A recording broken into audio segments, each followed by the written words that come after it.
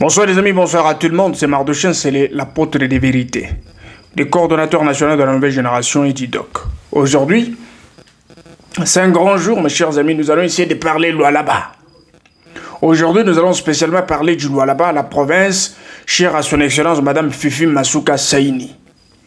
Je fais cette vidéo aujourd'hui parce que c'est une réponse directe à Adel Kaïnda et toute sa bande de journalistes qui essayent, je ne sais pas moi, de s'en prendre à l'autorité Fifi Masuka Saini parce que ce sont des gens qui sont financés. Hier, je vais sortir les choses, soyez calmes. Je vais sortir des bombes, soyez calmes. J'ai vu un petit monsieur là, on l'appelle même avocat. Oh non, maître Kamanini, tout ça, je ne vais pas citer son nom. Toi, tu as cité mon nom. Bien sûr. Mais je ne pense pas que la vérité peut sortir d'une bouche. Que prendre de l'alcool chaque jour. Autrefois, il faut aussi prendre la bière. S'enivrer même de la bière autrefois, ça ne peut pas du tout aller déranger le psychisme plus profond, comme ce qui est en train de se passer chez toi. Tu donnes l'impression de maîtriser, je ne sais pas, droit. On t'a dit si on t'appelle avocat, on t'appelle juriste, normalement tu as de la maîtrise du système constitutionnel. Mais non. Ça, c'est une catégorie de personnes qu'on appelle les illettrés qui parlent français. Donc, tu vas voir quelqu'un, il donne l'impression d'être, je ne sais pas, intellectuel, tout ça, mais il ne maîtrise rien. Tout ce qu'il sait dire, c'est le mensonge et il s'est impressionné, comme ce petit aventurier qui est passé sur les médias pour dire le mensonge. S'il faut parler de Masuka, je pense qu'il fallait bien te ressourcer. Même ton chef, Kaïndala, devrait faire l'effort de comprendre. D'abord, Kaïnda, je ne pense pas parce que c'est un type de ministres qui ont vraiment bien étudié et un cursus politique normal.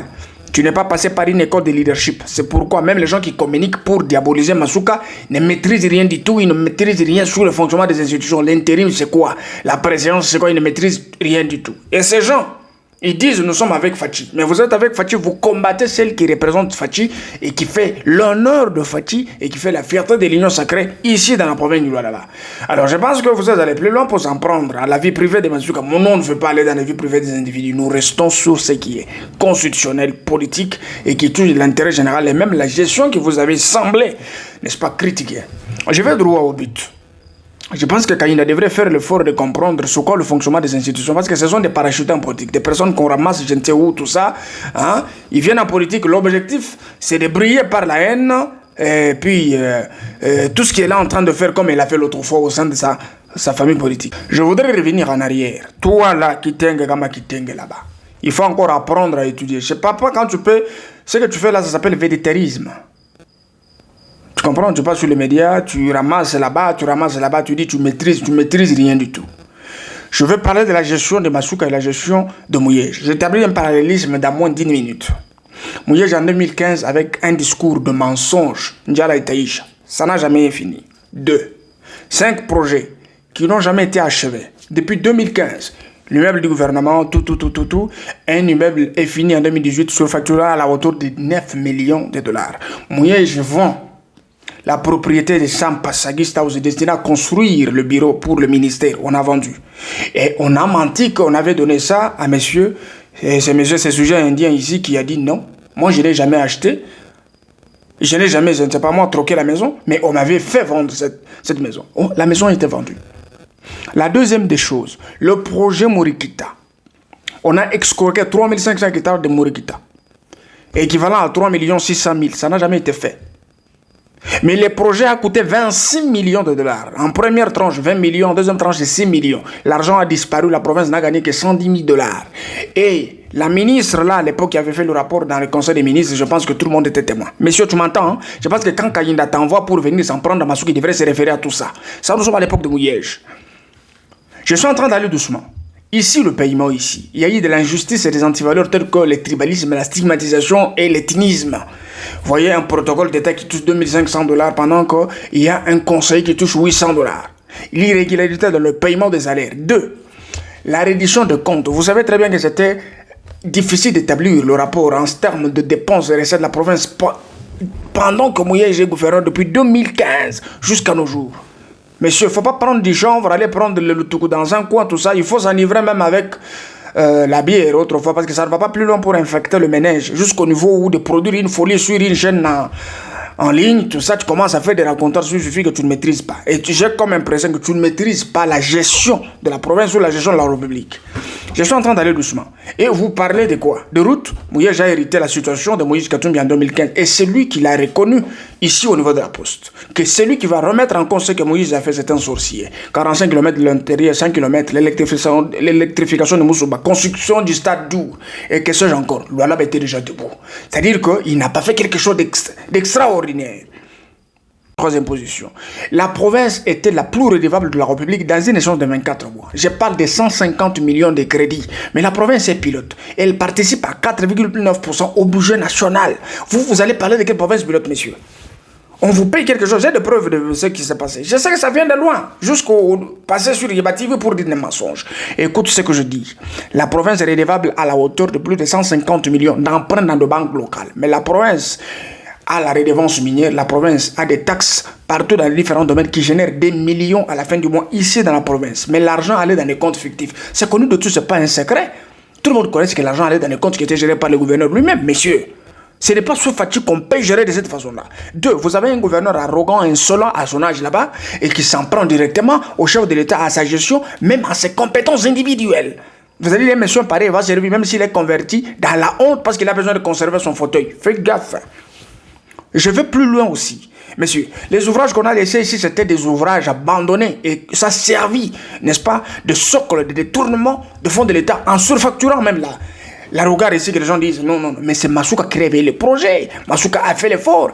Il a compilé toutes les factures, laissé ici pour payer. J'ai vu tous les collaborateurs du gouvernement provincial venir en joie, reconnaître le leadership féminin robuste qui vient pour soulager la province. Massouka arrive et il a amélioré les conditions des agents membres du gouvernement. Toutes les avenues que vous avez ici, ce sont des chantiers ouverts par Massouka avec les réserves de la province. Massouka a géré avec l'UGF pendant une année. Mais UGF n'a pas trouvé de circuit de détournement de fonds de l'État. Même 100 $ chez Massouka, ça a une base justificative. Mais je ne sais pas. Ce petit monsieur-là passe, il est ivre, je ne sais pas, on l'a donné 1500, 1200, tout ça. Il se met à faire des rencontres sur Massouka. Il ne faut pas blaguer avec les gens qui font la fierté de Félix Tshisekedi et ceux qui travaillent réellement pour le peuple. Vous avez vu ce qu'elle fait? Ministre de portefeuille, qui est même en difficulté avec l'UGF parce qu'il n'a pas besoin de voir, il protège les voleurs des entreprises publiques. Il a le courage de dire non, j'ai construit des églises en 2015-2014, je ne sais pas moi, à Dilolo. Mais Dilolo n'est pas seulement Kolosi. Kolosi, c'est partout. Et si le chef de l'État a voulu intervenir, s'il peut donner une subvention, il peut intervenir dans quelque chose, il va passer par Adel Kaïn. Non, il passe par sa représentante, la chef de la circonscription, ici au Londaba, c'est Massouka. La femme qui fléchit devant la volonté du chef de l'État, devant la volonté du peuple, elle cherche à subvenir aux besoins de la population à travers le projet du chef de l'État Félix Antoine Tshisekedi Tshilombo. Je vais encore plus loin ici. Les hôteliers. La province était devenue la province la plus expérimentée en termes d'importation de femmes. C'est de Kinshasa, de partout, les femmes venaient ici.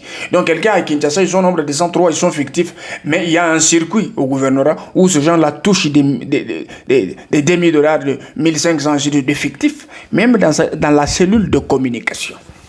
Je ne sais pas si vous voulez parler de quel loi là-bas sous Mouyège. Kassoulou abandonné.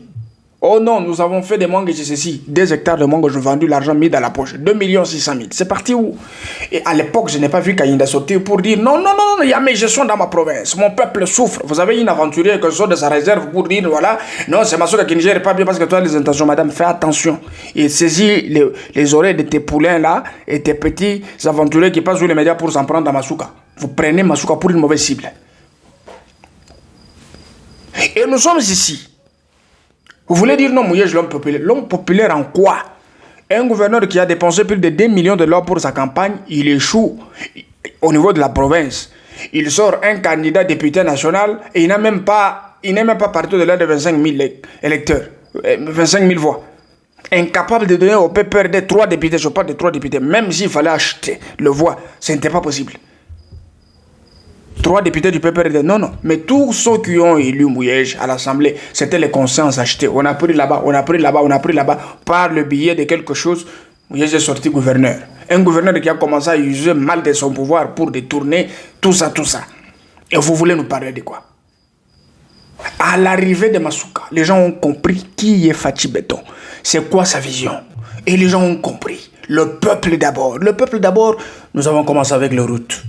la variété urbaine, les routes à dessert agricole, la pandère solaire, l'eau potable, la construction des édifices de l'État, les bâtiments dans lesquels doivent abriter les institutions, l'amélioration des conditions de vie des gens membres du gouvernement et aussi amélioration des circuits de traçabilité des fonds dans le caisse de l'État. Et Massouka a ouvert l'œil selon l'instruction du chef de l'État. Parce que lorsque nous n'avons pas l'argent dans les caisses de l'État, là, ce que vous devez retenir, Massouka est là, gouverneur intérimaire, d'Iloa là-bas, dans l'Union sacrée, jusqu'en 2023.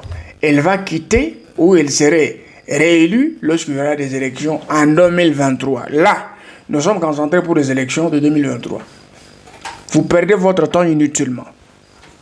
Moi, nous, on n'a pas vu ce que Adel Kaïnda a fait au ministère des Portefeuilles. Il s'est distingué en quoi si ce n'est pas corrompre les consciences de quelques individus pour remplir le stade des martyrs.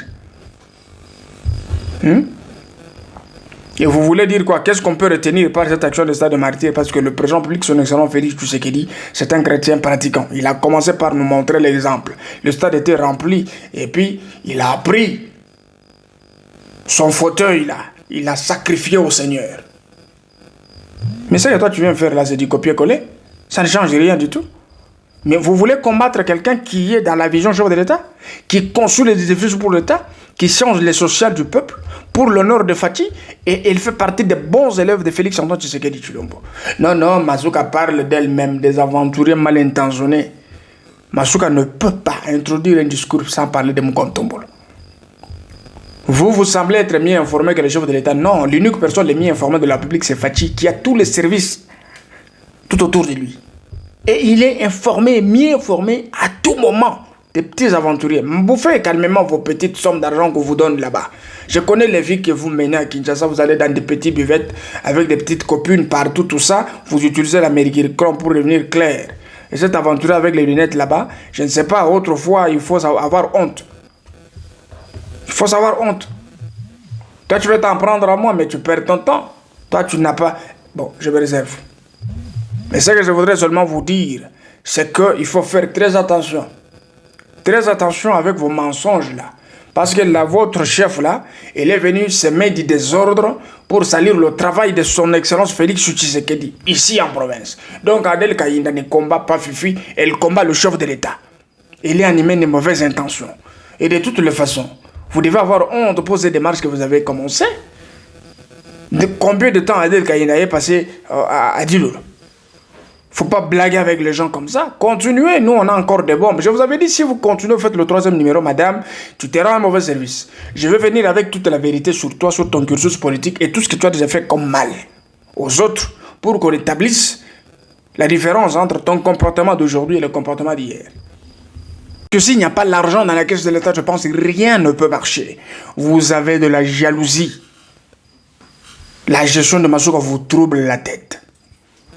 Je vais encore parler de finances. La mobilisation de recettes dans la province du Loua là-bas. La province est la première en termes de mobilisation de recettes et la transparence et surtout en ce qui concerne la gestion des finances. Parce que nous avons connu une gestion opaque de finances. C'est différent avec ce que Massouka fait. Donc, dans ce que vous pensez, écoute, vous vous mettez à ressusciter un débat qui est déjà pourri. On ne peut pas discuter sur ça.